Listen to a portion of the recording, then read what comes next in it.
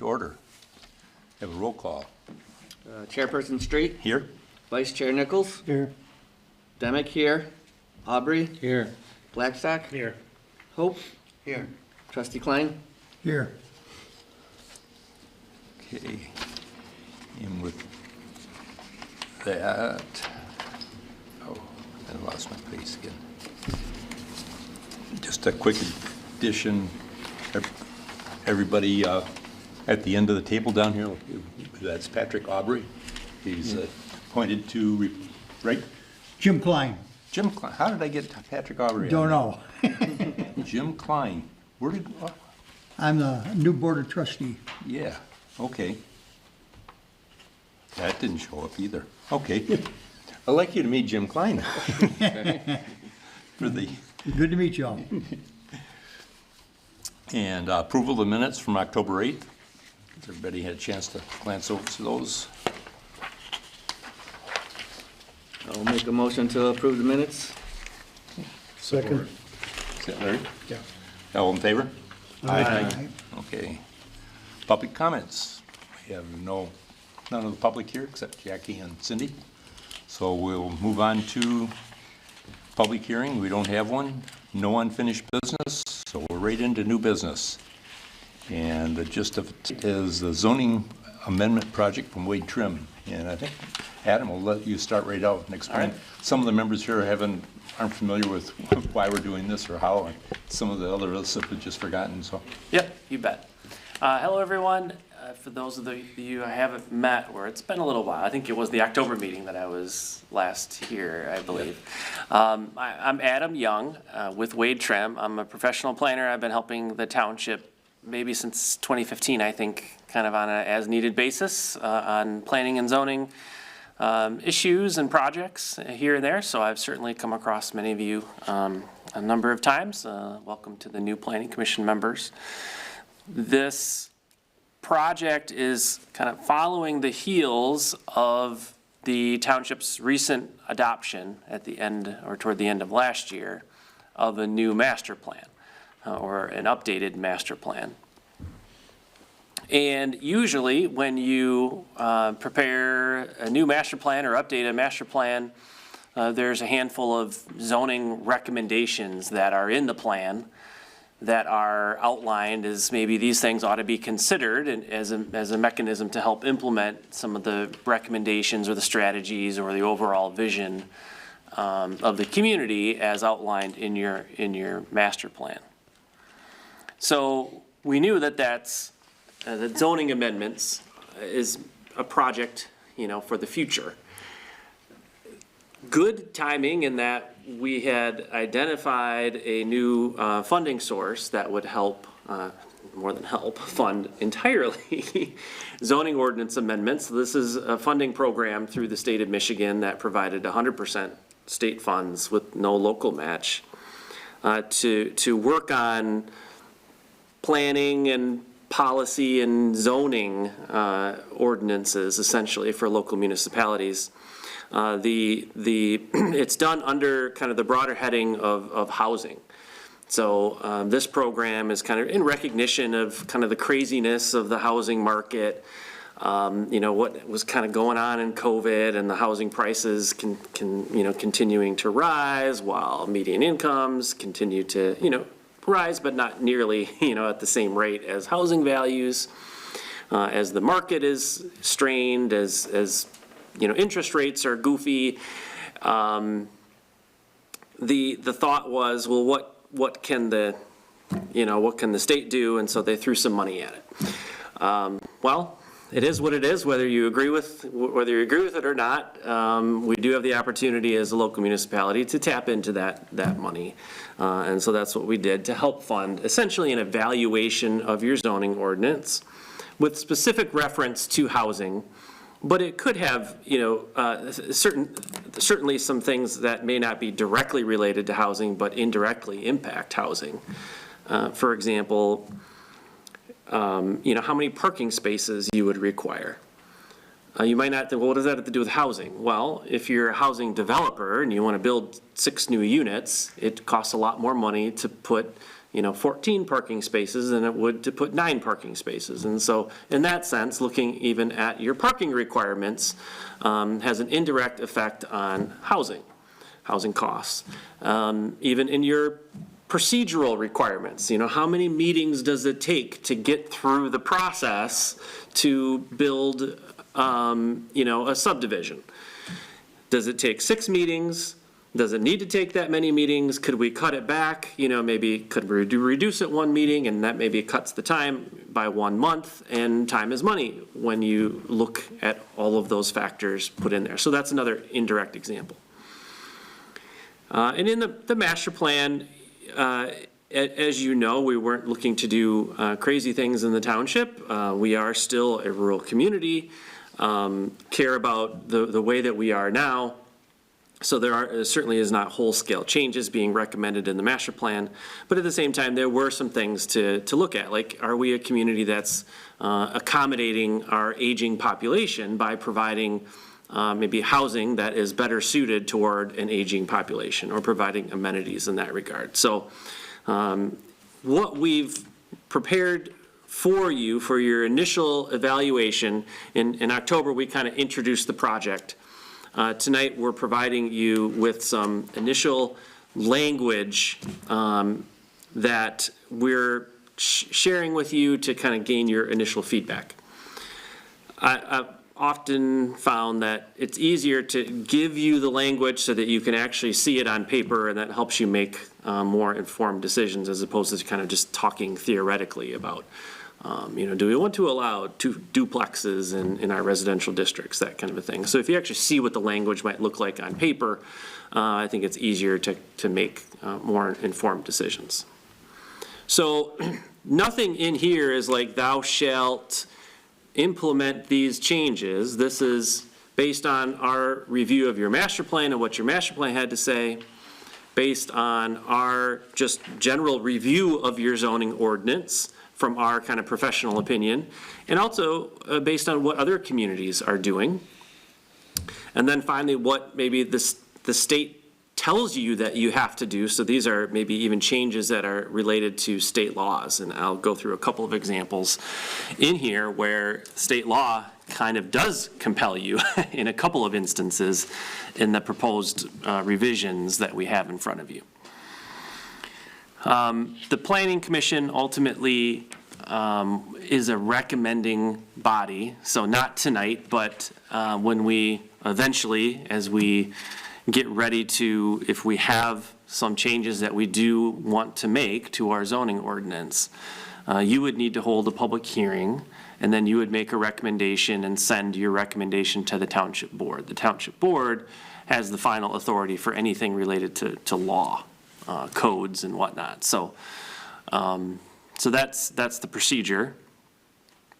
And we also said, as part of the grant application, that we would engage community members in some way during this process. So I did want to just chat with you tonight about that as well. Maybe right before I conclude with my information for you, maybe I'll pose the question, okay, now that you've heard kind of what we're up to, what are your thoughts or ideas for how do we engage the community? This is a dry subject, not something that people, get energized about necessarily, or want to give up their time, to spend 2 hours in a public forum. But maybe there's a different way or thought that we could kind of get people's opinions about some of the things that we'll be discussing. So any questions on kind of where we're at, or how we got to this point, and what I'm asking of you tonight? Okay, good. So the packet of information, the electronic version that I sent to Cindy and Wally, that I think they sent on to you was a thicker packet. It included a cover memo that kind of explained what the information is. It included this color-coded chart, front and back-sided. And then your electronic packet included your entire zoning ordinance, all however many pages it was, 150 pages or something. And then you saw in the zoning ordinance, there's this red text that's highlighted in there. That's where all the changes are. So the printed packet that I brought to you tonight, just so you know, I only printed out essentially the red pages. So I didn't print out all 150 pages. It turned out, I think it was about 50 pages is kind of have some red marks or related to that. So I just wanted to make you aware. So what I wanted to kind of share is some of the proposed changes. They're found in the definitions article, so there's a number of proposed changes to the definitions of your zoning ordinance. A number of proposed changes that are in the zoning districts in terms of the uses that are permitted and the uses that are special conditional uses in the various zoning districts. You'll see amendments related to residential care facilities, so like assisted living, child care, adult foster care. You'll see that we have some proposed or recommended changes related to some of your different residential development options, like your open space preservation option or your cluster housing option. We also did a review of your planned neighborhood development district. We did look at your schedule of regulations, so like lot sizes, lot width, setbacks. We looked a little bit at off-street parking, a little bit related to landscaping, and also home occupations, and I'll share why I have some home occupation language there. So, again, we're stretching it a little bit in some ways, like home occupation is not directly related to housing, but I don't think we'll tell anyone, and we're just gonna. It's a house, right? So it is related in that sense. Okay, so what I wanted to do is, this might be kind of an overall summary, is if you could take out this color-coded chart here, this table. So if you've ever opened up your zoning ordinance, you'll know that there's a handful of zoning districts, some residential, commercial, industrial. And in each district, there's a listing of uses that are allowed. They're called principal permitted uses. And then you have some other uses that are called uses subject or permitted subject to conditions. The difference is that the one subject to conditions means that, okay, you can potentially have that use in this district as long as you meet these, 5 conditions or 12 conditions, whatever it might be that are listed there. What's kind of helpful, which we did, at least as it relates to all of your residential and residential related uses, we put everything in one location in kind of a matrix form here. So you can see all of your zoning districts that exist in the zoning ordinance, and we listed all of the residential uses, and the other side is residential care uses that are currently listed in your zoning ordinance. And if it's current language currently in your zoning ordinance, it's shown in black font. And then we have a P or a C. A P under the particular district means that it's permitted, and a C means that it's permitted with conditions. Everything in red would be kind of new ideas or concepts that are included as part of the draft for your consideration. And so what I thought we could do is maybe just go through this, and I wanted to get your initial feedback on some of these potential changes here. I think the first change that you can see is with regard to 2-family dwellings, so a duplex. Right now, the only zoning districts where you can have a duplex is in your RM1 and RM2 districts. Those are multiple family residential districts. And you really don't have much land that's actually zoned multiple family residential. Many communities, even townships, even rural townships, would consider allowing duplexes, maybe as a conditional use, in even their single-family residential districts. So what we have for your consideration, and we've later in the draft, in the full packet, you'll see specific conditions that we would propose is like an eligibility requirement for a duplex. Just to let you know kind of what they are, essentially, we would say that you can have a two-family dwelling if your lot area meets the minimum lot size for that particular district, plus 4,000 square feet. So essentially, it has to be a slightly larger lot than the minimum, which makes sense, because if you're adding kind of a second unit on that property, you'd want to have a slightly larger property. Similarly with a greater width, so you would have to have your lot would have to meet the minimum width plus some in order to give you a little bit more area to make room for a duplex. So that, some people might think a duplex is scary because, well, it might bring in some renters into town or something like that, or out of character with the neighborhood. I think duplexes now can be very well integrated within, an area, and are quite common. Now, I don't know what your personal, thought is on this idea, but I wanted to stop here because that is kind of a notable change, that somebody could, in theory, propose a duplex within our single-family residential districts. So I don't know if you had initial thought or with regard to that idea. For, I can't remember the conditions now, but is it clearly two separate units, or could you just have a bigger lot with a big house and say it's a duplex and have two families live in the same area? Aha. Well, a duplex, we'd have to look at what is the definition of a duplex. So we can,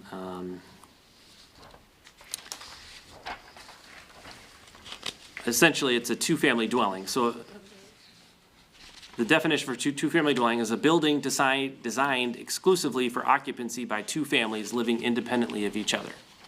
So it could be a side-by-side, which is kind of what you'd think of as a duplex, but it could also be maybe a larger house that is converted into two units. It could be, horizontal side-by-side, or it could be vertical, one unit above the other, or some sort of combination thereof. They have to be living independently of each other anyway. Correct. So that So it would be two independent units in one structure, whether the structures are attached, one kind of, or upstairs, principal structure. upstairs, downstairs, but then It could be that, yeah, But then they would have to be separated. correct. Yeah. Okay. So initial reactions or thoughts about that potential change?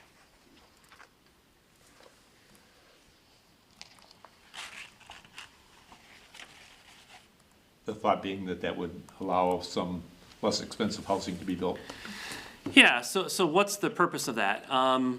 If it could benefit the property owner who maybe would live in one side and want to rent out and make additional income for the other side. It could result in slightly smaller dwelling units, which could be relatively more affordable than a traditional single-family unit. And it is, something that maybe is more attractive to an aging population. Less to take care of, it's a rental option, it's a smaller unit, maybe an empty nester doesn't need that much space, so it is a mechanism to kind of diversify the housing stock.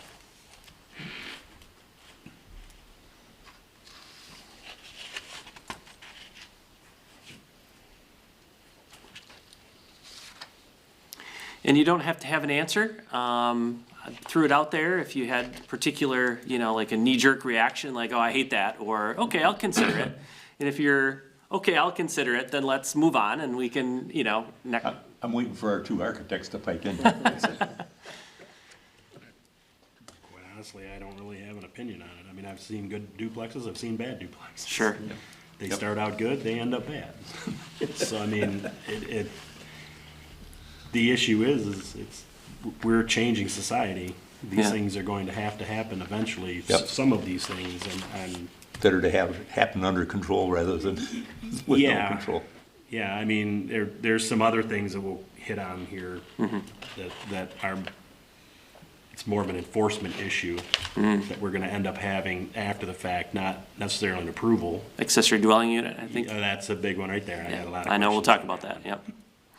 That's the next topic that Yeah. we'll discuss. Yeah, I guess I'd rather see it controlled as a new construction rather than refitting an old house, where you'd have to put a demising wall in or something to So separate the residences. That could be something that we could add as a condition, that it's not a conversion of an existing single-family unit, it's for new construction. It says it's supposed to be designed specifically for two. That's true. And so they, you know. that- It wasn't originally designed if it's a single family, so that's a good point, Yes. yeah. I'll make a note, maybe I can add that as one of the conditions that you can, consider. Okay. That's a valid point, for sure. Any other thoughts related to two-family dwelling?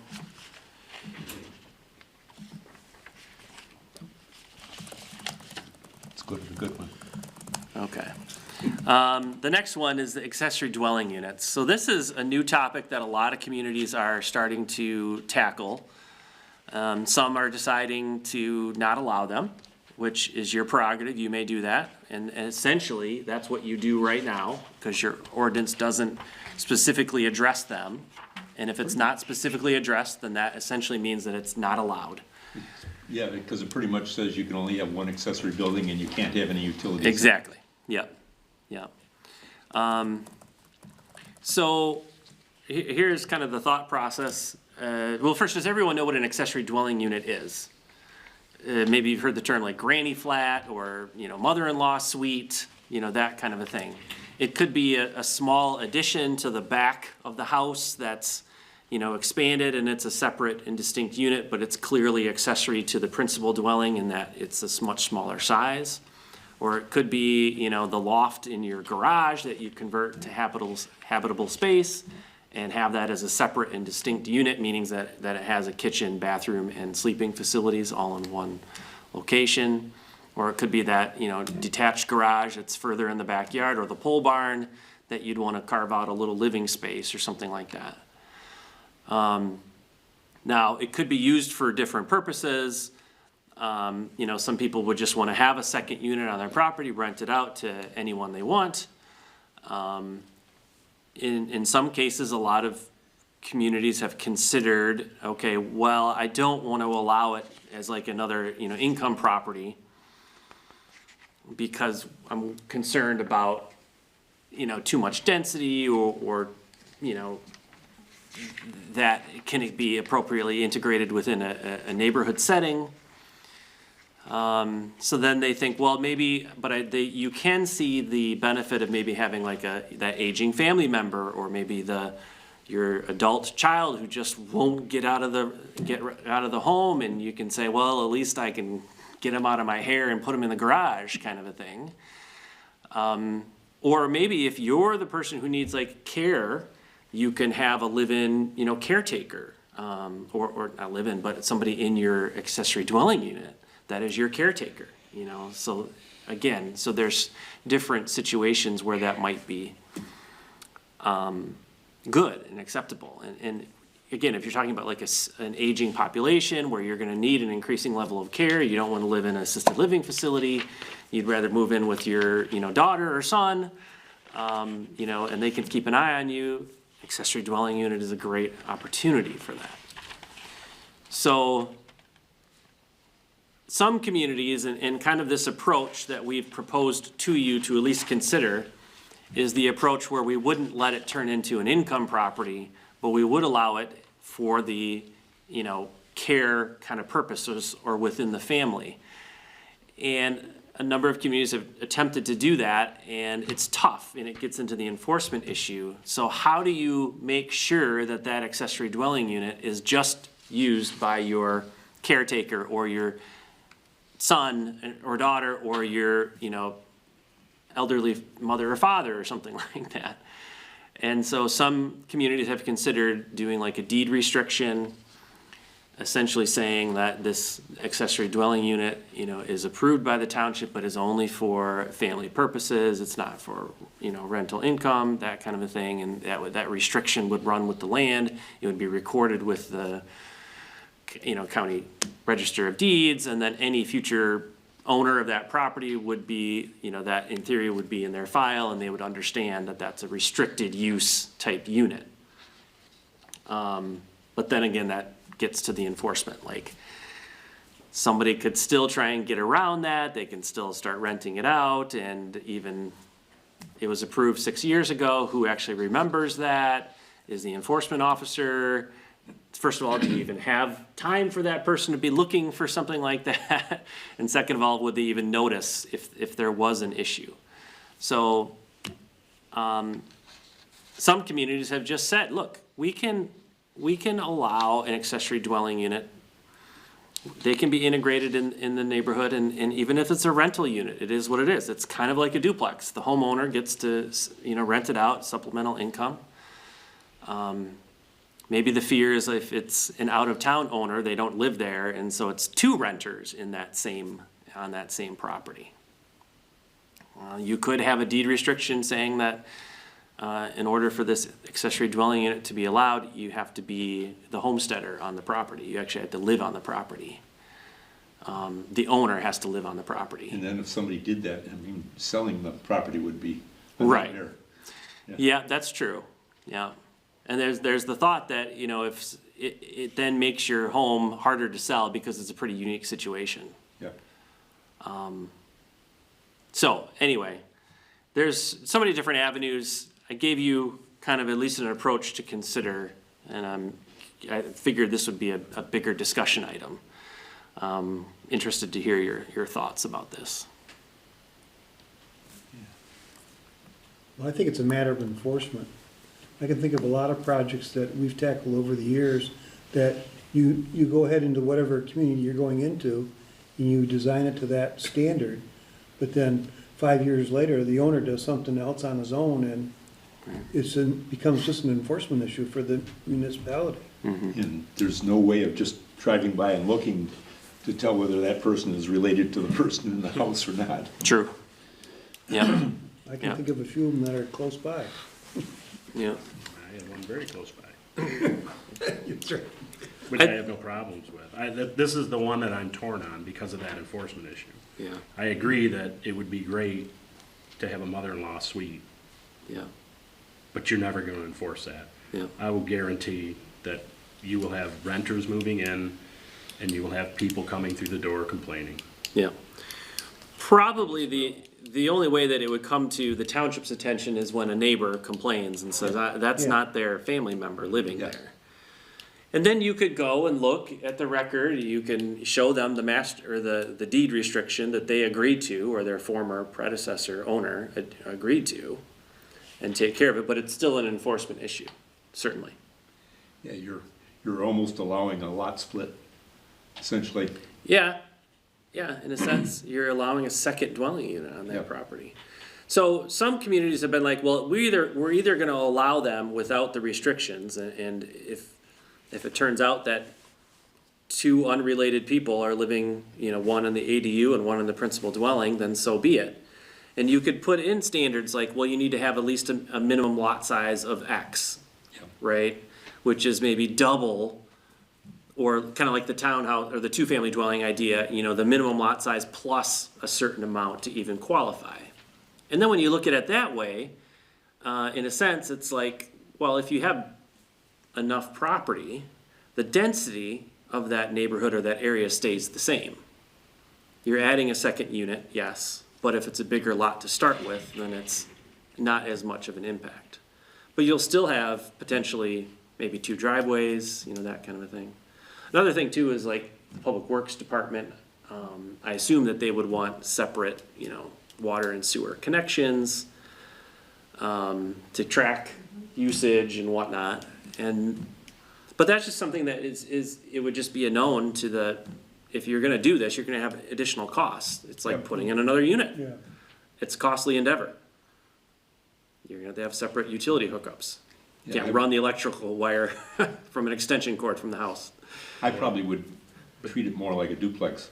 And, Yeah. and not try to restrict it, because like I say, the enforcement's almost impossible. But the utility issue, your description of an accessory use or Yeah. misuse, Yeah, it's part of the house.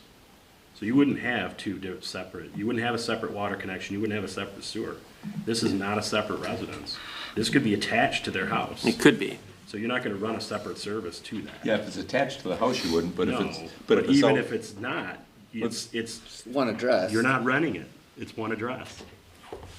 Uh, You're not, If you, so, nobody, and there's no communities that have multiple utilities running into properties with one address.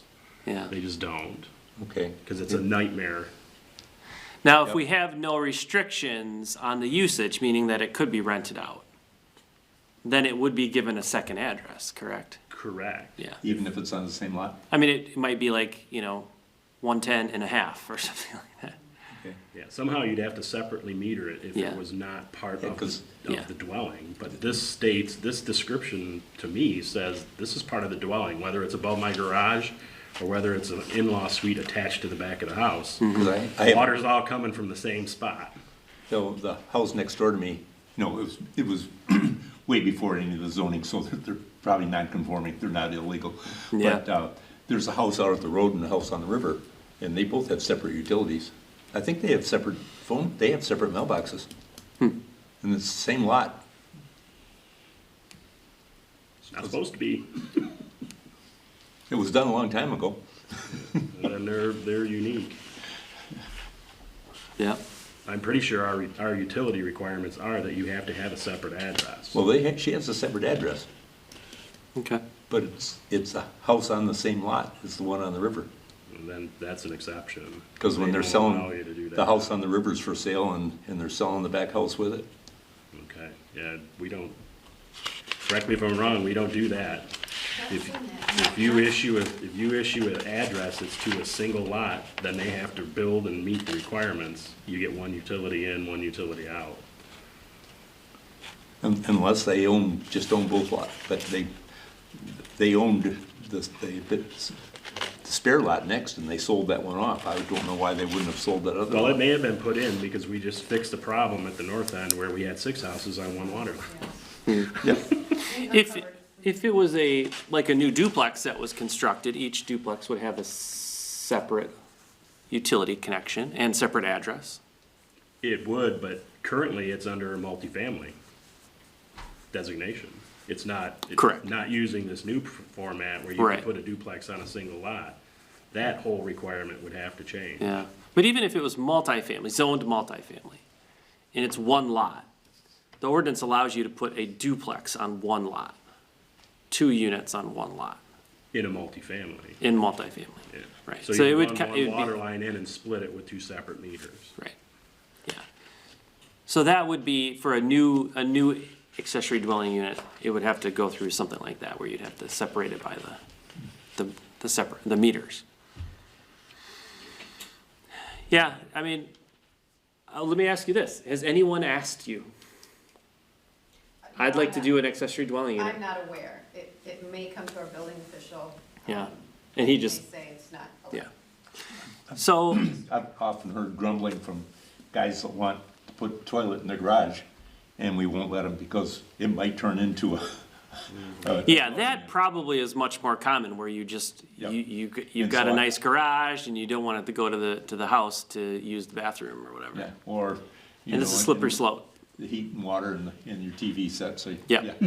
Yeah, So I can also see a lot of grumbling complaints if we allow, you can build, as long as you put a kitchen and a bedroom in it, it's okay, but if you don't put the bedroom in it, then it's Yeah. not okay. I can see just no end of, yeah. So we could be at the stage right now in 2025 that if it's not broke, don't fix it. If nobody's asking for this, then maybe we don't need to be proactive. And if somebody does, and there's a compelling reason down the road, maybe we would consider it. okay.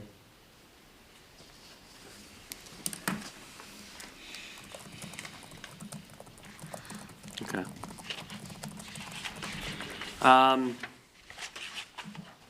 Continuing on, I think it was helpful just to, in the zoning districts, you have several different development options for residential developments. You have this residential open space development option. You have the residential cluster development option. Certainly people can develop a property under the site condominium mechanism. And so I just wanted to make it clear here to actually list those as options within the various zoning districts. And essentially, it's a conditional use in the sense that there are a laundry list of conditions or parameters that you would need to abide by. But it's more about just kind of highlighting that, yeah, these are options that do already, quite frankly, exist in your zoning ordinance. One of the kind of the next change that I wanted to hear your thoughts on is within our commercial districts, within your local business and general business districts.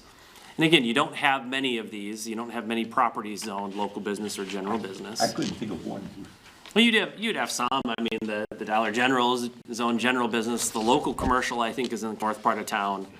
There's literally, I think, one building at the north end that's zoned It's an business office that building. has a second story. Is there? Yeah, It's right next to the gas station, or. Oh, okay. To, Just one. next to the gas station. yeah.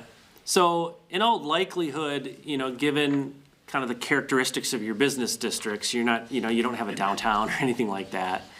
But would it be acceptable to consider having, on the second floor of a local business, a dwelling unit, above it?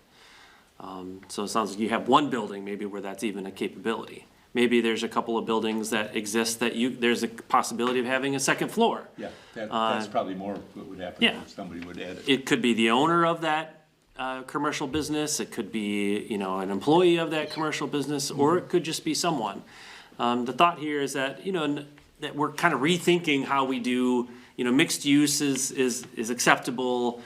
You look at the history of business districts, residential uses were often included within business districts. So is there anything really wrong with that? Again, nobody's knocking down our door asking about that, but, this is maybe a proactive step that, hey, this is something that you could potentially do, or maybe help a business owner out by allowing them to, again, get some supplemental income by doing a rental unit. I have a question on Yeah. that. Have you seen, I have not had any experience with it, but in our medical, what we could designate it, MC? Yeah, MC district. Is there potential, I mean, right now it's the hospital, Metalodge, a couple of the business offices out front. Yeah. Have you seen in any other areas? I mean, that's probably the largest commercial area we have. That's true. That's Is true. there anything in other, so Beaumont down in Royal Oak, Mm-hmm. I know that they've expanded over the last 10 years. They've got commercial buildings with, I think there's one right on 13 Mile that has apartments above it. Mm-hmm. Is there, Certainly lodging. I mean, is there a potential for, Yeah, I don't know what the future of the hospital is. They've been cutting back for Right. years. right. I don't know eventually what will happen with that, but Certainly lodging or even like extended stay facilities are really in need or important for hospital facilities. I haven't really seen, except in maybe like large urban areas, urban hospital settings, where you'd actually allow like apartments in there. I haven't seen the demand for it. Now, like care facilities, senior care facilities, elderly housing maybe, nursing homes and that kind of a thing, certainly within your medical campus district, but. I guess when you think about it, it could be staff, Yeah. medical staff that want to live near work. Yeah, I could see that. Yeah, I mean, if the hospital was bigger or busier, I could see people staying there, Yeah, like they do down at the DMC, all those areas. But I just didn't know if there was potential to add that to that category as well. I think there's potential I to mean, that. it may not ever happen, it Yeah. probably won't, but at least it gives a developer. don't see an anything option. wrong with it either. I don't see anything wrong with that either. Okay. We can certainly, I'll throw that in I'll throw in a P in the medical campus. That's the MC district there. Yeah.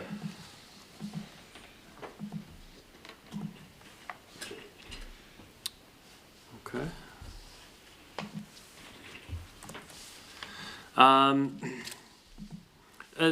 interesting thing, in your zoning ordinance currently, you have this manufactured multiple family dwelling units as a condition, a use permitted by conditions in your RM1 and RM2.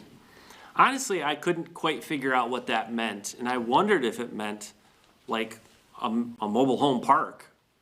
You have a mobile home park district, but this refers to manufactured housing, and so I wondered if it's like maybe a manufactured housing community.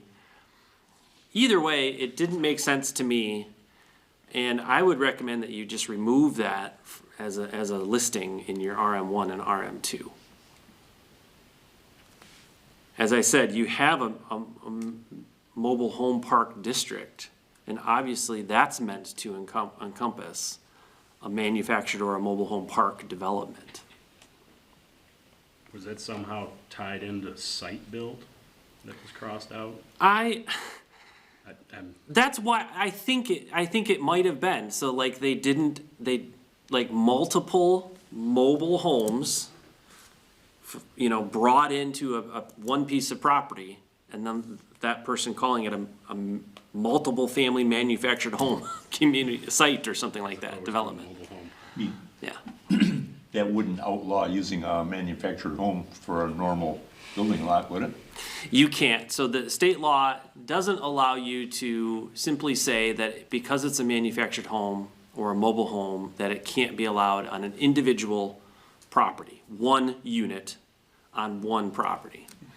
What you can do is you can say, well, it has to have a foundation, it has to have a certain roof pitch, it has to have a certain size and width and that kind of a thing. But you can't just say, on the face of it, we won't allow us individual mobile home on an individual And lot. I guess I'm getting to the manufactured homes. Yeah. There's probably a fine line between where the walls are all prefabricated and everything. And Sure, yeah. And they just come and set the walls together Yeah. it's not stick built. It's not That's true. it's not a trailer. What is it? Yeah, It does sit on a foundation, It right? does sit on a foundation, yeah. I guess but it's pre-manufactured. it could be manufactured double wide versus an old school single wide. Yeah. Towed in on Yeah. an axle So, type. But clearly, it doesn't seem to me the intent of either the RM1 or the RM2 district to allow one property with a handful of mobile or manufactured homes. That's essentially a mobile home park, and so we want that in our mobile home park district. So that's Yep. the thought behind there. yep. The home occupations, I'll mention that toward the end here. We'll talk about that in a second. And if you turn the page, you'll see a number of changes related to residential care facilities. So the first change, and they're kind of related, is the daycare, like child daycare. And then there's also adult foster care. So both of those use types are outlined in state laws. There's the Adult Foster Care Facility Licensing Act, and then there's the Child Care Organizations Act. And these different definitions, there's family daycare home, which is 6 or less children. All of these are licensed through the state, but it's basically in your home, you can have up to 6 kids and you're providing care to them. Then there's a group daycare home. It's still a home, but it's 6 to 12. And then there is a child care center. So this is different. This would be like the commercial, facility that we're kind of familiar with. So the state law has said that anywhere in Michigan, you have to treat a family daycare home, which is 6 or less, as a permitted use in all residential zoning districts. You can't subject them to special approval or conditional approval or any other type of approval that you wouldn't subject a standard single-family home. The state has said you can require conditional use or special land use approval for a group daycare home, which is the 7 to 12. And I think I need to fix the numbers on that sheet there. I think it's 6 or less is family daycare home, and it's 7 to 12 is group daycare home. I'll double check that for you, but I think that's a typo on my part. For the adult foster care facilities, it's similar. There's an adult foster care family home. So again, 6 or less. It's essentially somebody's home and they care for adults, so aging individuals or maybe developmentally disabled or whatever it might be, who need regular care. It's kind of like a daycare, but for an adult instead, not for a child. And that also, state law says that an adult foster care family home shouldn't be treated any different than a single-family dwelling. And that's only for a certain amount of time during a day, correct? Correct. Yeah, so it's not overnight. This is just during the day, just like the child care during the day. There's an adult foster care small group home, which is less than 12, and then, or 12 or less. Then there's an adult foster care large group home that's even 13 to 20. 13 to 20 individuals in a home, which is crazy. So, again, all of these are licensed through the state. And so, in those cases, they're still homes, but the state allows them to have these facilities in somebody's home.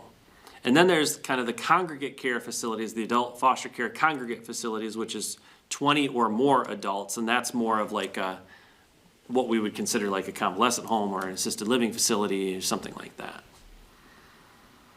So with all these state requirements, none of these were identified in your zoning ordinance or listed in any of the zoning districts.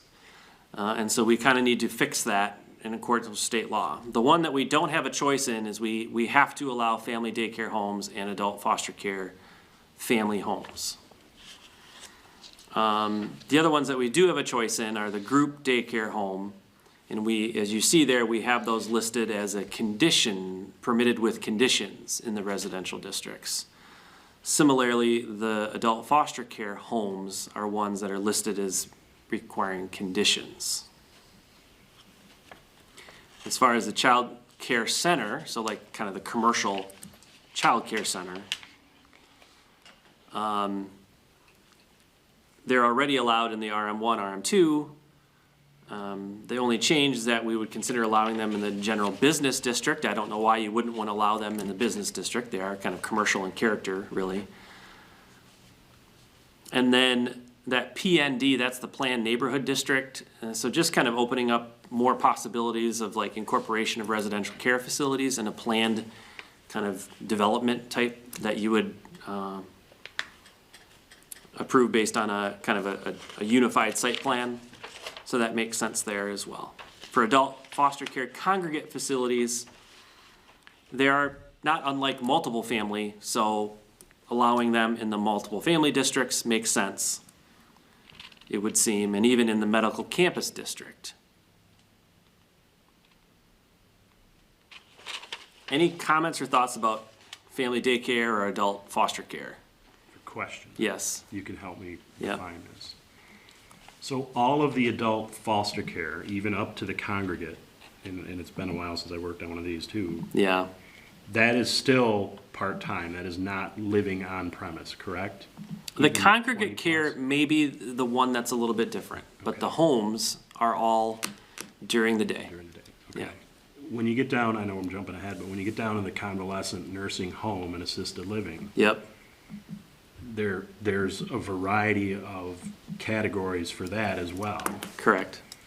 So, State licensing and whatnot. Yeah. yes, Assisted living actually doesn't have to be state licensed, but the convalescent home and nursing homes do require state licensing. correct. But even with those, there's an example of a single-family home, a four-bedroom home, Mm-hmm. having 4 individuals with a caretaker live there. Mm-hmm. It's not a large commercial, Mm-hmm. 30, 40 bed, 50 bed Right. facility, Yeah. like a Marwood or, Marwood I think is the only one we really have. But there are examples of smaller homes. Are those all lumped into the convalescent nursing home assisted living category then? No. So the adult foster care homes, any one of the 3 types, are all specific licenses through the state, and they are actually homes, and it's just during the day. But I'm talking about the ones that are actually licensed to actually live there as a resident. Yeah, so that would fall under then the nursing home. Okay. or a convalescent, or the nursing, or a convalescent facility. Okay. And because of the overnight character of it, Okay. our ordinance would keep it the way it is right now, which is not allowing them in the residential Just in zoning multifamily. districts. Yeah. Because you see other, go up the river towards Port Huron, and there's a couple adult care homes there? that are in, big, large houses, Sure, and, but they're obviously overnight, I mean. They're overnight. they are overnight, okay, They're overnight, okay, and yeah. they have probably, about 12 people on them, Yeah, 12 to Yeah, 15 wow. people, Yeah. administered by the State Fire Marshal's Department, their office. The ones I'm familiar, Marysville has a couple, and they're like 4. Yeah, that's what I They're thought. very small. They're smaller homes, they're just Yeah. like 4 people. If you're curious, because you're asking questions, and I know you know, it's in your line of work too, the definition for adult foster care facility, and again, this definition is taken directly from the Adult Foster Care Facility Licensing Act. It says it's state licensed, it provides foster care to adults. It includes facilities that provide foster care for adults who are aged, mentally ill, developmentally disabled, or physically handicapped, who require supervision on an ongoing basis, but who do not require continuous nursing care. An adult foster care facility, so any one of these types, including congregate, does not include a convalescent or nursing home, a home for the aged, hospital, alcohol or substance abuse rehabilitation center, residential center for persons released, so on and so forth. So it specifically excludes those in the definition. So, Your adult foster care small group home, yeah, it says for 24 hours a day, 5 or more days a week. so the sub definition, let's see, so the congregate facility, all right, adult The bottom foster one. care family home. Okay. The family home is a private residence with the approved capacity to receive 6 or fewer adults to be provided supervision, personal care, and protection in addition to room and board. 24 hours a day, 5 or more days a week, and for 2 or more consecutive weeks. So it's not daycare. It's fine. So it's not daycare, it's 24 hours. Under the adult foster care small group home. Yes, Okay. yeah. Interestingly, adult foster care congregate facility, an adult foster care facility with the approved capacity to receive more than 20 adults to be provided with foster care. It doesn't say anything about overnight, 24 hours, or anything like that.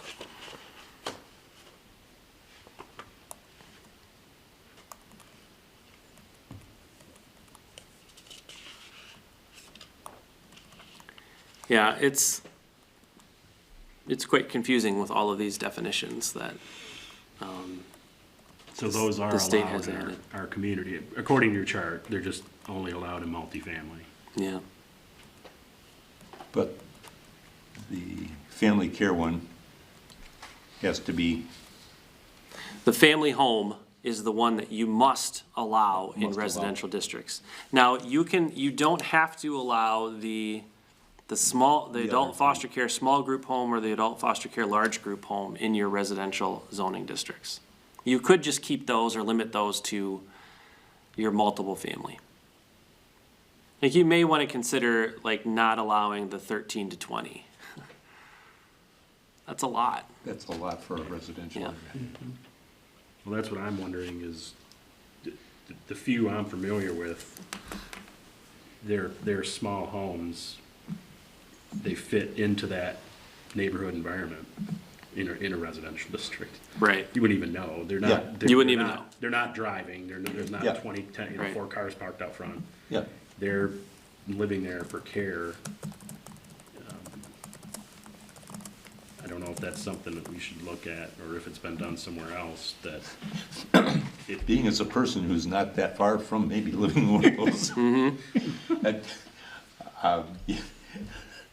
I bounced this off my wife before I came, she says, oh, yeah, she says, we're all gonna need those. Yeah. the issue is that we have a problem in the next, Yeah. we've been saying we have a problem for 10 years in this Yeah. country. We have a problem coming up in 20 years because we have nowhere for anybody to live. Yeah, Yeah. Yeah. So, So we want to be careful, like, this is a good thing to have. Yep. It is state licensed, it's state regulated. Thankfully, we don't have to enforce it. We can just call the state when there's a problem. But maybe that, like that 13 to 20 in-home, you know, that's, R1, 2, That's 3, ex- that might be a bit much. Right, Leave it in right. multiple. maybe the small group, the adult foster care small group home, and the group daycare homes, the 7 to 12. Keep those as conditional in the R1, R2, R3. Okay? I mean, again, it's something that you could put, you could add, if we decide to do that, you could add something to that would bump it up a little bit and make it a little bit more, so someone's not moving into a 50-foot wide lot. Correct. and Yeah, putting we 6 could people add in it. minimum If they have- size, Yeah, yep, if they're in an R1 or an R1 district where the lots are larger in our community with a larger home, yeah, you could tailor that to actually be approved based on a bigger yard, bigger house. yep. And that is what we do, so if you wanna just jump to page 37 as we're talking about this. Page 37 of the zoning ordinance there. So, for the group daycare home and the adult foster care small group home and adult foster care large group homes, we are proposing conditions. For example, for the group daycare home, you need to meet the minimum lot area for the zoning district. You'll see L3, an outdoor play area of at least 500 square feet shall be provided. So that's a little bit extra space that you need.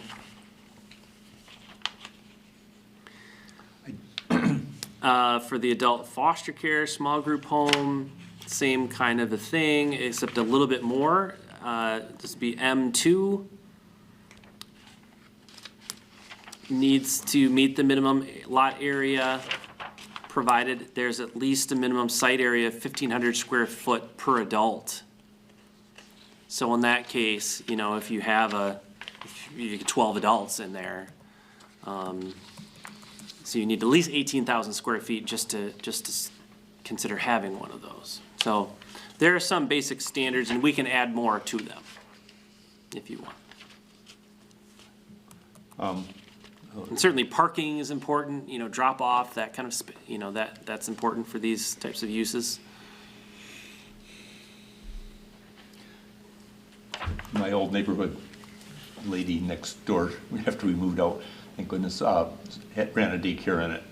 And the only thing I heard from the old neighbors was the noise was intolerable. The kids Outside all the playing, time. and they're all screaming and hollering, and it was, she Yeah. didn't supervise them too much, she just let them run. Yeah. I don't see anything about noise in here. I mean, screening, fenced-in area, I think it requires that at least. Fence, yeah, it requires a fence. That may help slightly, but not significantly. Especially certain kids, right?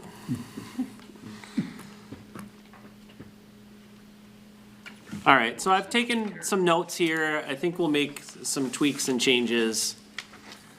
And then, you know, just for the sake of time tonight, maybe we can just, at a high level, I wanted to walk you through some of the things that are included in this document here. So, as you can see, what we've done is, in many cases, we've added just the blue text, the Wade Trim commentary in there. I think that's just helpful to explain kind of why we're proposing some of these things. And also, when ultimately we send it to the township board, that they also can read that and see that explanation. And sometimes it's good for us just to remember why the heck we thought this was a good idea or not, right? So we've got that in there. There's a number of changes to the definitions section. Largely, it's adding some of these new terminology like assisted living, which was not previously addressed or defined in the zoning ordinance. Obviously, all the adult foster care facilities. You see, like, we took out boarding house. I mean, that's really an outdated type use. It isn't really relevant, you know, today.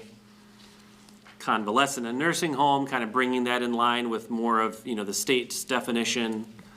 as a state licensed facility.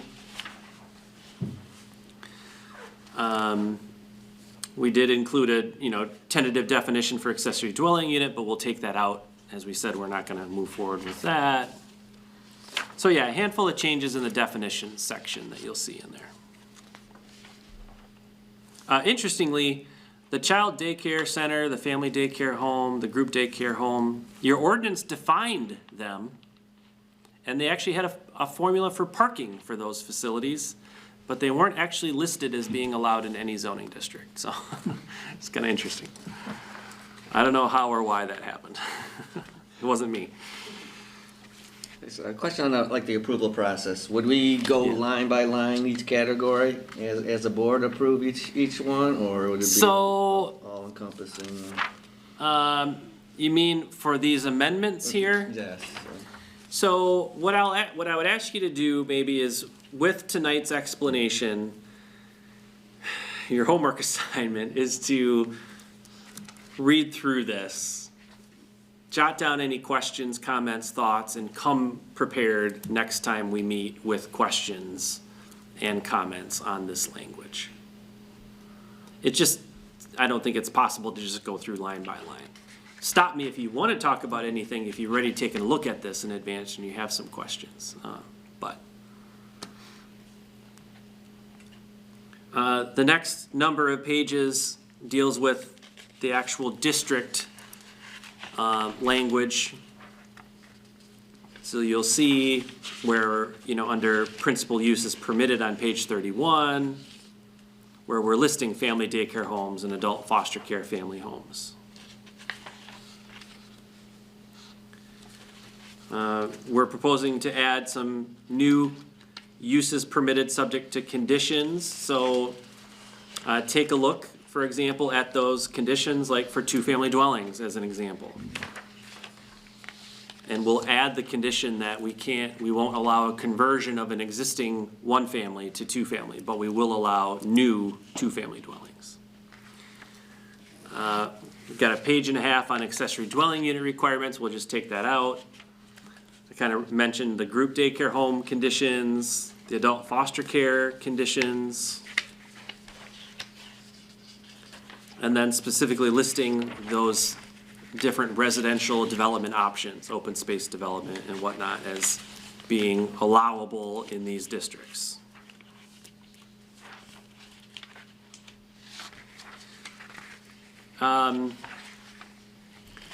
Moving on to those residential development options. So I think well, first of all, there hasn't been that much residential development over the last couple of decades, really.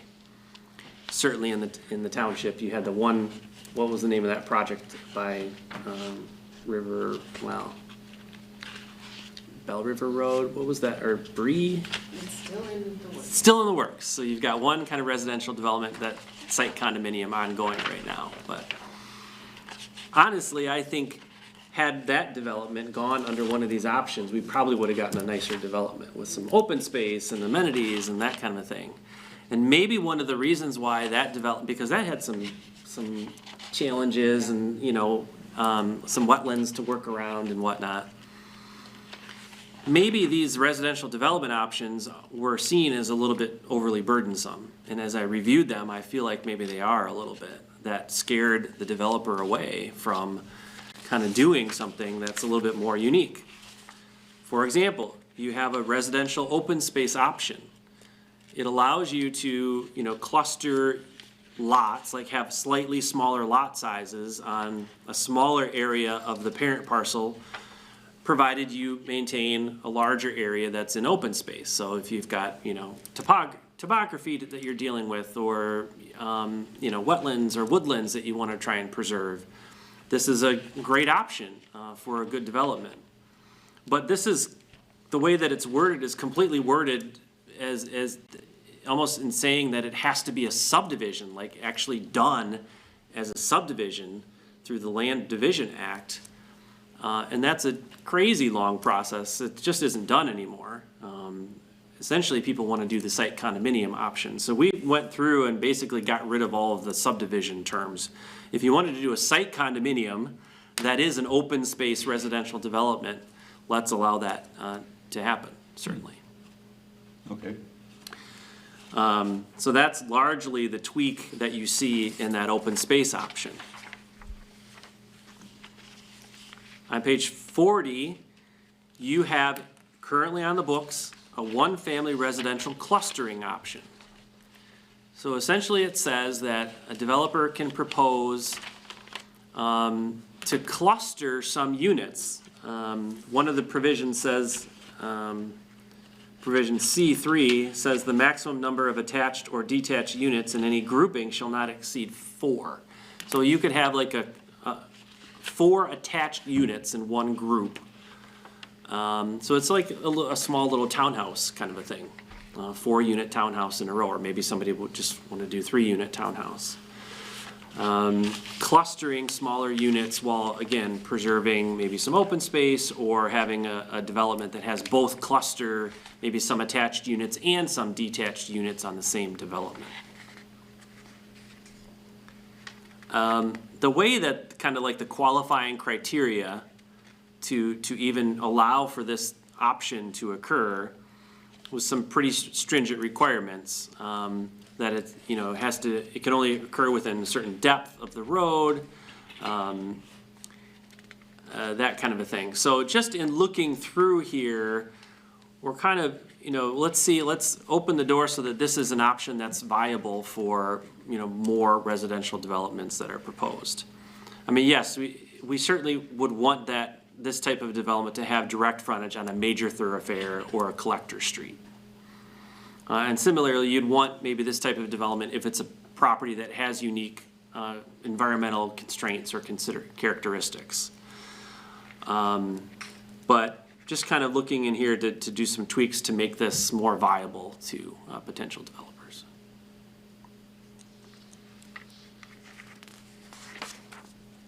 And of course, by nature of this type of development, you have to have a pretty good sized property even to make this make sense. So you're not gonna be able to do this, you know, on a 1-acre site in the middle of a neighborhood.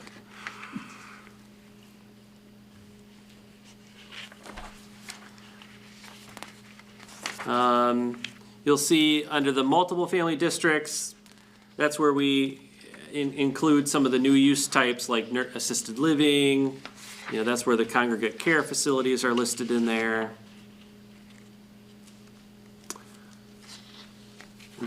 The next thing I wanted to just draw your attention to is page 49. So this is currently on the books. Your Article 6 is Planned Neighborhood Development District. So the way that this is written presently is it would essentially allow for a mixture of housing types on one property, maybe like one-family dwellings and multi-family dwellings. And also, you allow to even have some non-residential use, like commercial use. Currently, it says no more than 5% of the total land area can be devoted to land for business use. So we're not talking major commercial facilities, but commercial facilities that might just serve the residents of that development. You know, in looking at what can be allowed, I wondered if maybe we shouldn't open the door a little bit for other types of residential uses, maybe even like the residential care facilities. Like, why couldn't you consider having a combination of, you know, maybe senior housing along with maybe, you know, a nursing care facility or something like that on one property? So that's one of the kind of thoughts here, is to open up the door as far as what residential uses could potentially be allowed in under this development option. This development option does give you, the Planning Commission, the ability to kind of waive like minimum lot sizes and that kind of a thing at your discretion. But I think in looking through here, there are a number of things that would make this almost impossible to even qualify for development under this option. I mean, first is that the whole idea, if you're gonna allow some commercial use, but you're limiting it to 5% of the total land area of that development, Yeah, if you have 50 acres, then maybe 5% is enough room to have any type of even a feasible, commercial or non-residential development site. So maybe upping that just slightly to allow more reasonable. And I think another thing too is, on page 50 there, the minimum acreage that you need to qualify is 50 acres. How many 50-acre properties do you have in East China Township? Probably none left. I read this. One or two, maybe? Along King Road. It's about Yeah, along King Road, there's quite a bit. Yeah, on King Road, there might be where we don't have water. a few there, where there's no water, so it wouldn't even be feasible there. Or sewer. So that's just like a deal breaker. So this whole Article 6 is pretty much worthless right now. Nobody can use it.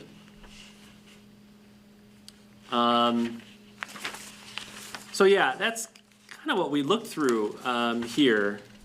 I mean, most of it is in really good shape. I don't see any problems with that. But that qualifying criteria, 50 acres, is a huge hurdle or barrier to even someone contemplating this.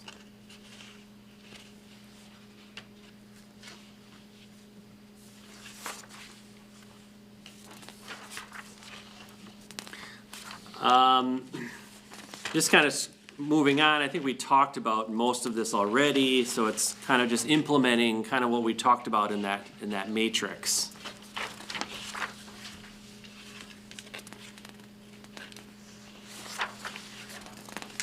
A couple of things I wanted to bring to your attention on page 77.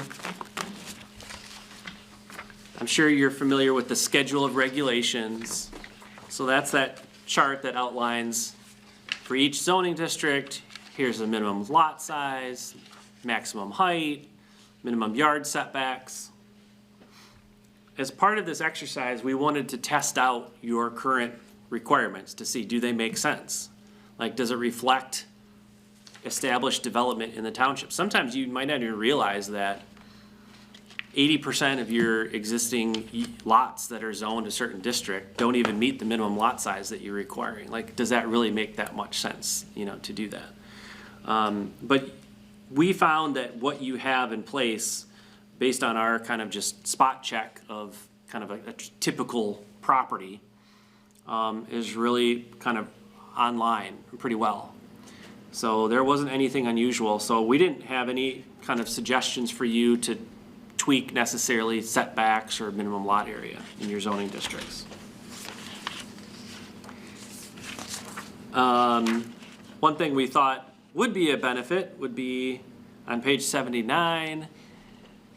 There is this archaic, crazy formula for determining within a multiple family residential development the distance between multiple buildings on one property. It's crazy. And it's just unnecessary. So I would propose you just strike that entirely and just say the distance between any two buildings shall not be less than 30 feet. I like it. A whole lot easier for anyone who wants to understand that provision. The architect likes that one. You don't want to do a whole board for presentation with math on it? So I see you chuckle there, Herb, so I'm sure you've dealt with that provision before as you're trying to figure A lot out. of wasted time. It's a lot of wasted When the time. building code essentially says it's 30 feet, Yeah. I think, is, Yeah. unless you start rating things, so Yep. I mean. Moving on in the off-street parking, as I said, we did take a look at your off-street parking requirements related to residential uses. So, couple things to consider. One kind of change here is with regard to multiple family. So I'm on page 83, if you're with me there. Obviously, we'll strike out the accessory dwelling unit. We don't need that, since we're not gonna have that in there. But right now, your ordinance says for multiple family that you would need, in terms of parking, 1.5 spaces for each efficiency unit or 1-bedroom unit, 2 spaces for each unit containing 2 or more bedrooms.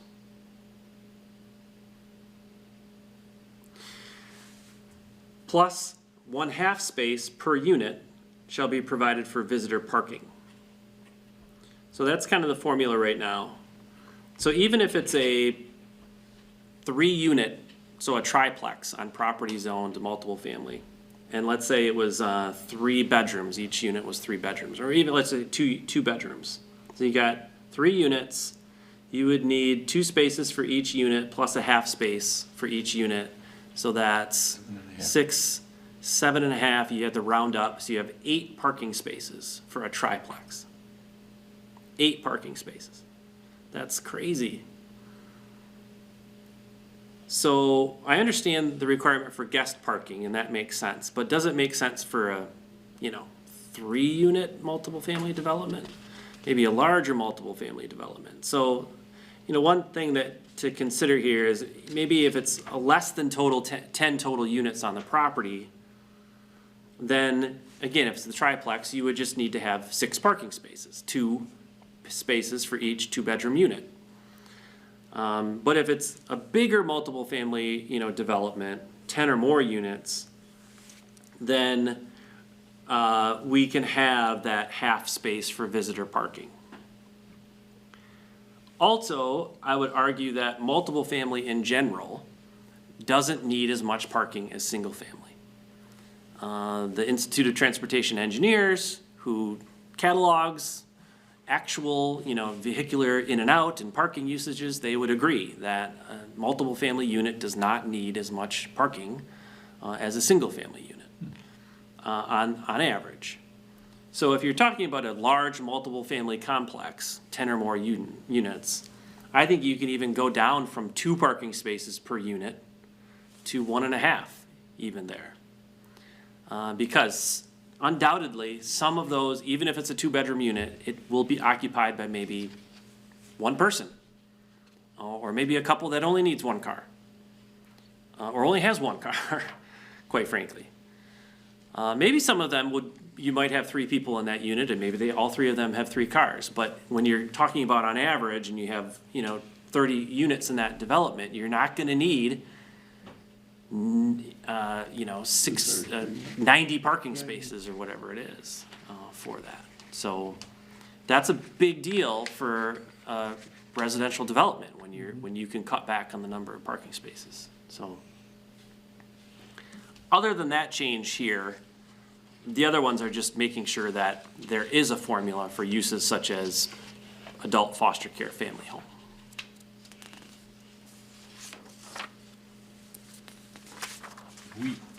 We adjusted, like last year, didn't we adjust all of our parking calculations? You did commercial. Commercially. Yeah.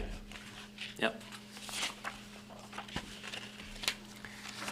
The other thing that I wanted to do, and this is on page 86, and this is indirectly related to housing, so I thought maybe for your consideration, a new subsection immediately following all of the parking formulas that gives you, the planning commission, a little bit more discretion as it relates to parking, to be able to say, based on this proposal that is in front of us today, that we have a site plan for, that we can maybe vary our parking requirements if it makes sense to do so.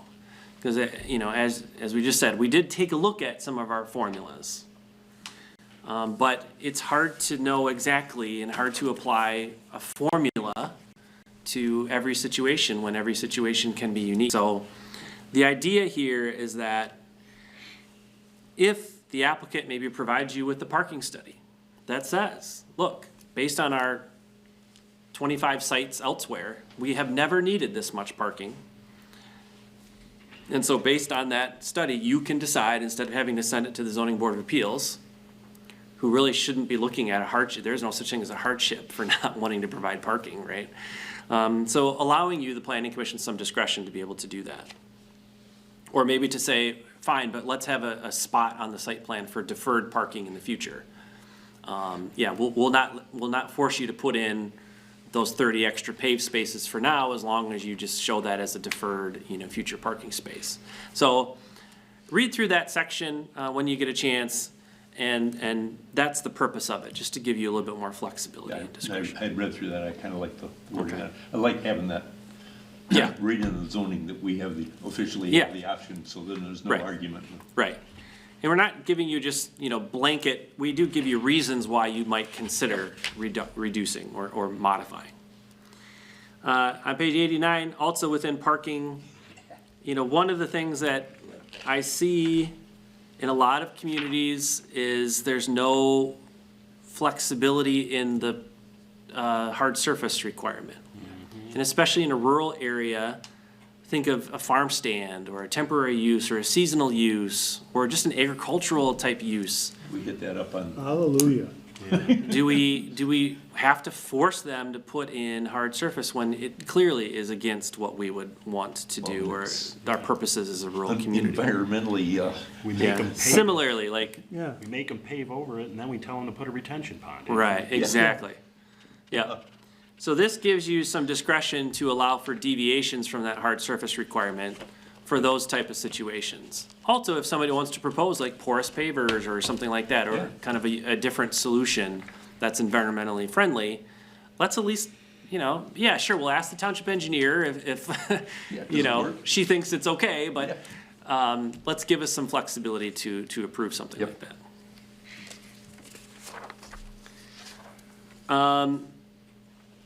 And then I think finally, I've talked a lot. No, not quite finally, but on page 106, so we're in the landscaping section of your zoning ordinance. And kind of like I had thought, well, let's give you a little bit of flexibility with regard to off-street parking. Let's also give you some flexibility with regard to landscaping. Because there are often unique situations, like, there's already a full tree row along all perimeters of this site that they're proposing to preserve. So maybe in light of that, do we need to still make them plant, 30 additional trees, on the site? So this language would give you some, as you review a site plan, to say, okay, the strict application of our landscaping provisions is not appropriate for this particular site, and therefore we can, modify some of these requirements.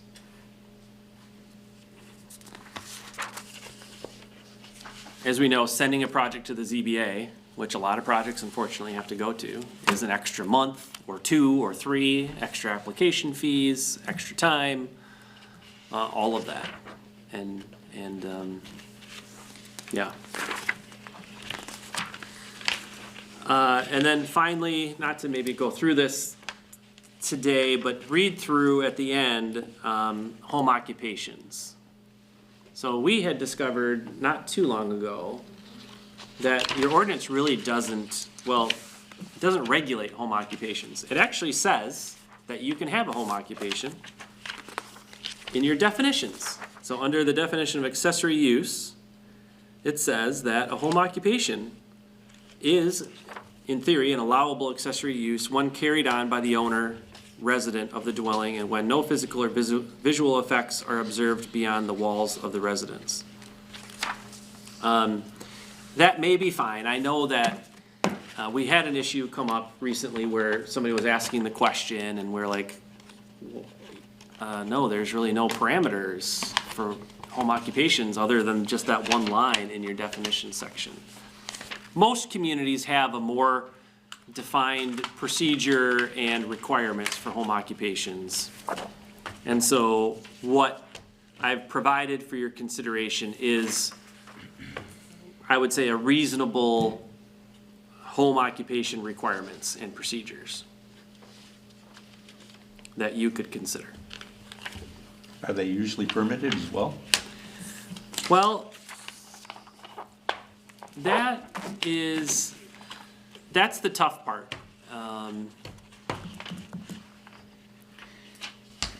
Give thought to the permitting process here. It could be something very simple, and this is not meant to have them come before you, before the planning commission or anything like that. Yeah, It's no. a simple form, and it could be a very, would you- nominal fee. How would you ever enforce it? Well, yeah, over time, you enforce it when there's a complaint, and you're like, hey, you need to get a permit for the home occupation. Or if you notice it, or if anyone asks, you can now start telling them, yes, we do have a procedure for that in place. Now, I guess I. Traditional concept of home occupation is not, I'm working from home, Yeah, right? It's actually carrying on of an occupation from your home, okay. which might be different than just doing work at home. Do we agree with that or not? Okay. I mean, it's the same thing, only for a different person. Okay. Right. I'm just wondering what the benefit, other than a fee to the township. What do you get by, Right. So the requirements would make it, because I think one of the things that often happens with the home occupation is that it expands and expands over time until it's a full-fledged business that's overtaking the residential use of the property. Yeah. Because of outdoor And so- storage, because of all the employees that they have on site, because of, outdoor, that kind of a thing. so, yeah, that has nothing to do with the descriptions and all the other stuff you put in there. I thought Right. it was excellent. Right. But a permit wouldn't stop that. There still may be people that choose to do it without a permit. Yeah, but I mean, even if the person did have a permit. And you still have to enforce it over time. Yeah, I mean. It would- Understood. It wouldn't stop it. Yep. Yep. But you could still go back and say, well, at least we have regulations on the books that say Well, you can't have more than, or you can't have any outdoor storage on your But property. as long as the regulations are there, you can still tell them that, Right. even Without a permit. without a permit. So that's a consideration. Do we want to require a permit or not? Because you can have the regulations not require a permit, but still are able to enforce the regulations. Yeah, I guess that's just kind of up to the township as far as if they want to even have regulations in the first place. And if so, do you want to require a permit or just, no, I thought the regulations were authorized. reasonable. yeah. I just didn't see the benefit of a permit. And we know that many people aren't even aware that there might be a home occupation requirement. I bet you have gotten phone calls from people asking, probably more so. So, yep, something to consider. Okay. The last thing I wanted to ask you is, any thoughts or maybe give thought to how we can engage people as it relates to these topics? Well, obviously, there'll be an open meeting. And We'll have a public hearing, that's required by state law. a public hearing. Yeah. We had not a lot of success when we were doing the ones for the Yeah. master plan. We could just simply have like an open, call it a work session or something, you can advertise it, not call it a public hearing, because sometimes people think a public hearing is a done deal. Like, why even show up to a public hearing, because they've already made the decision. So it would be nice to have maybe just like a public meeting, maybe we can have like a special meeting of the planning commission that's kind of more of a workshop format, and any public are welcome to attend. We'll post it on the website or whatever we want to do. We know that people aren't gonna, not many people, if at all, will show up. And then we just take the opportunity during that time to continue working on these amendments. Larry suggested refreshments. You could do that. Alcoholic beverages, maybe? Give them a couple drink tickets. It's pretty boring tonight, wasn't it? I mean, this is dull. So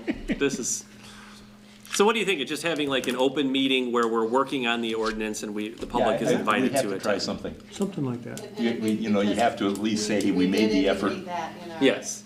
Yeah, we said that we would have public engagement. I think we called it a work session, is what we'd said. And there may be some comments on, the child care or foster adult care. Yeah. In residential. Yeah. And that's the small one is required by the state, so that's an Yeah. easy way out of it. Yep. And there could also be some discussion on the duplexes, so Yeah.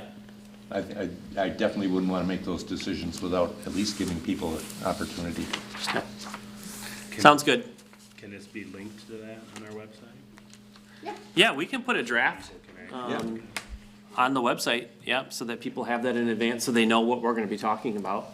Yeah, make those. Let me take the accessory dwelling unit language out. Yeah, take the accessory one out. No. I'll take that out. Yep.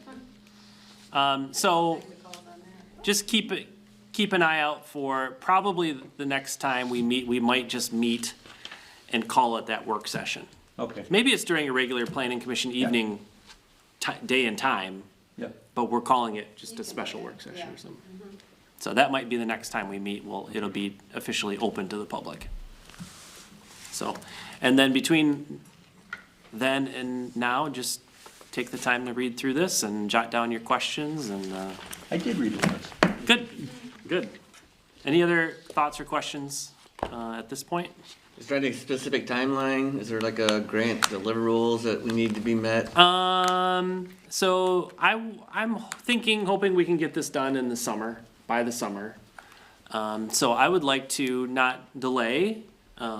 Potentially, we could have that work session next month.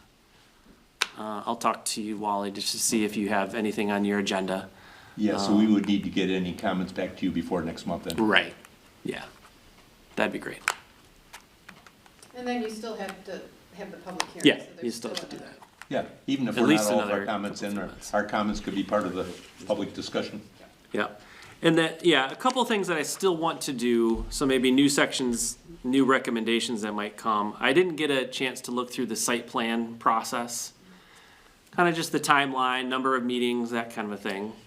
I didn't know if it was part of the zoning or not, but Larry said some of the other communities, they encourage the developer to meet with the planner. Oh, like a and the concept. engineer Yeah, before they submit the site plan.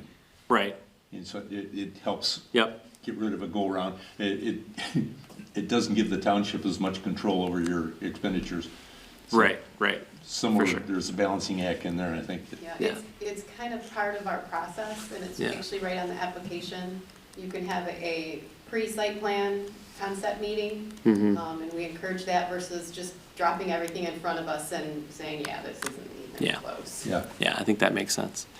But And- have, yeah, language within the Yeah. process. somewhere in there, there's some Yeah. language to Yeah. encourage that.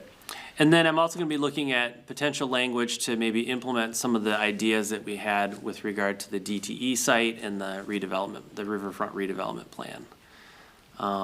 Maybe a potential zoning district, so that's, something we'll also be looking at, so future discussion on that.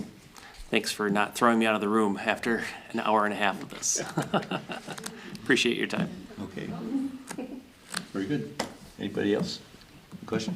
Thanks, Adam. No, Yep. thanks, Adam. Thank you. Good. You pack up and, you know, Oh, sure.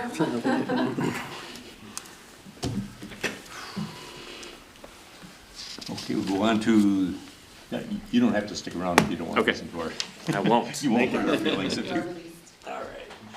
All right. The next item is the election of the chairs, section of the bylaws, so we have to elect the chairperson and the vice chair and the secretary. Anybody have a burning desire to be one of those three? Or should we, what we've done in the past is the three of us have stayed? I nominate the three of you stay. I'll second that. Okay, so we have a motion, a second, all in favor? Aye. So Walter Street will be the chairperson. Larry Nichols will be the vice chair. And Steve Demick will be the secretary.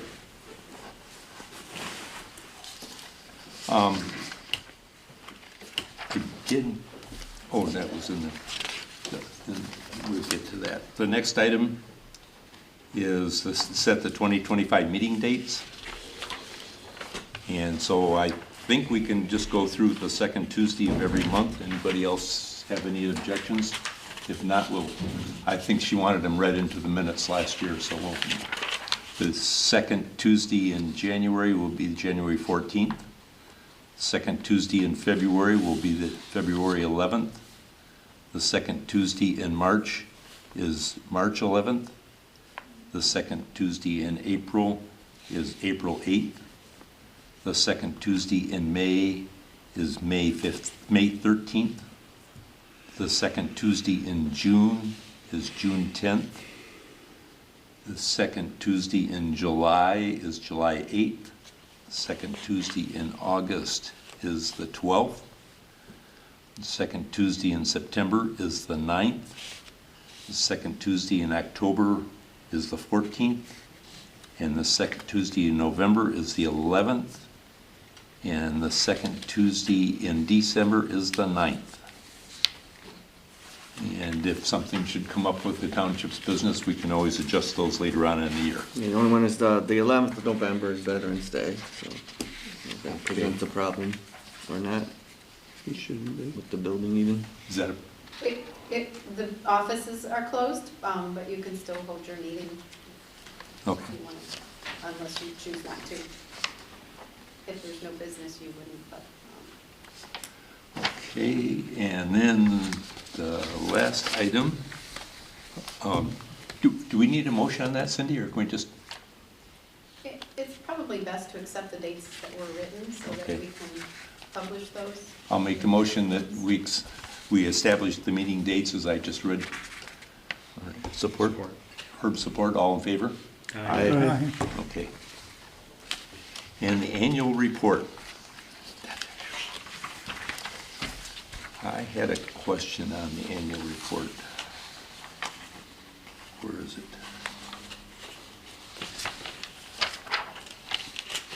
Elections.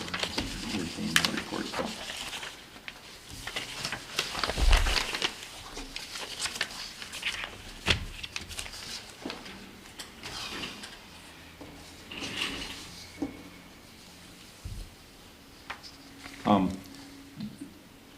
Herb, it says here your term expired in '24. I think you got Reinstated, yeah. Yes, so that should be 27, shouldn't it? Yes. Okay. So, show that Herb in the township rep, he's not the township rep anymore, but you're a member, right? Correct. So, well, in 25, I don't know. Well, what- this was last year, so Yeah, technically it's right. It's yeah, not- okay, so last year he was. Yeah, And I guess last year you did expire in it did 24. expire in 24. And when were you appointed for the, was that been 25 that you were, or is it that end of last year? It was actually, it's in here. Where did I see that? Oh, in November. So in November, it was of last year, I was reappointed as a normal member. Okay, so maybe we put an extra line in. His township rep expired on 24, and he was, just became a member then, Herb Blackstock, for 11/20 through 27. But I don't think you have to. This is just the annual report, just highlighting what we did last year. Yeah, but one of the things we did was appoint you as a member. Well, the planning commission didn't. Yeah, The or the township board did, but our, okay. And then the other thing I had, it just, where did it say? We had 4 regular meetings and 3 meetings canceled. That's only 7. What happened to the other 5? There should be 12. We either had a meeting or it was canceled for no business. The sum should be 12. They had to be canceled. All I know is there's many cancellations from her office. So I'm thinking that they were canceled. Yeah. No business. There probably was just 4 meetings, was there? Yeah, that's That it. sounds right. Okay. So that probably should be 8 meetings canceled. Or 1 special meeting. Other than that, does anybody else have any comments on the annual report? I guess on October 8th, it says FYI, none meeting business. I probably Yeah. should read what, no No. business meeting. Yeah. I noticed that, then I didn't.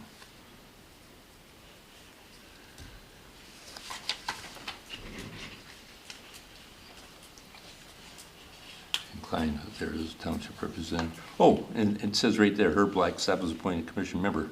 Yeah. It does say that, November, okay. Cool. Okay, I'll entertain a motion. Motion to adjourn. No, for the annual report. Sorry. Settle down. Slow down, slow down. I'm ready to go.